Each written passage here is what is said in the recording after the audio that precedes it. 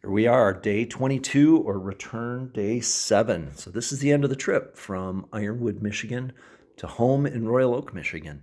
As I was heading out, this is the storm I was watching. It was going to cut across the lower peninsula. Yeah. Anyway, leaving the hotel, what morning would be complete without, you guessed it, more road construction. Anyway, as I got out of town, this is what the road was like. Beautiful trees on either side. I mean, this is the UP.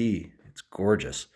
Um, and then I stopped and saw my friends at Bald Eagle Harley.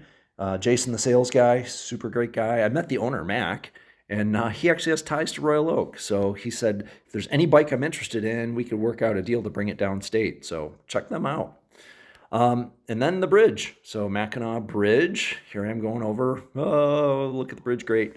A friend of mine, Skip, used to say, boy, if you wipe out, that'll act like a cheese grater and slice you up and feed you to the fish.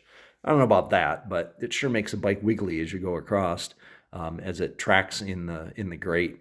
But otherwise, yeah, uneventful trip over the bridge. No construction, so I could pick whichever lane. Obviously, there was slower construction on the right. Once I got over the bridge, that storm I showed you earlier, it kept growing and getting bigger, and the clouds were coming. And then, yeah, north of Flint, it's looking more and more ominous. Actually, I think this is around Bay City, looking more and more ominous. And then, yeah, just north of Flint, yeah, not so good. Big, black, dark clouds. Riding in the rain on a motorcycle, not so great. Of course, yours truly didn't put his rain gear on. So, yeah, I'm riding in the rain without rain gear. I got a little soggy, but, how bad could it be? Once you get through, it's clear. But as you can see, there's more rain in the future. I went off and on through rain about 3 times. But by the time I got home, I was pretty much wind dried except for my soggy boots.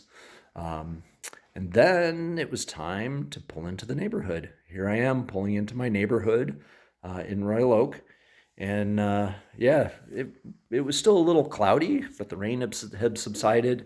And then pulling into the driveway, here I am, home. A little less fanfare than when I left. Chris was videoing me when I left, and I was all ready to go. So that was 14,886 miles when I left, and 24,916 when I got home. So that's 10,030. Not bad for a 10,000 mile estimate. For the day, that is 590 even.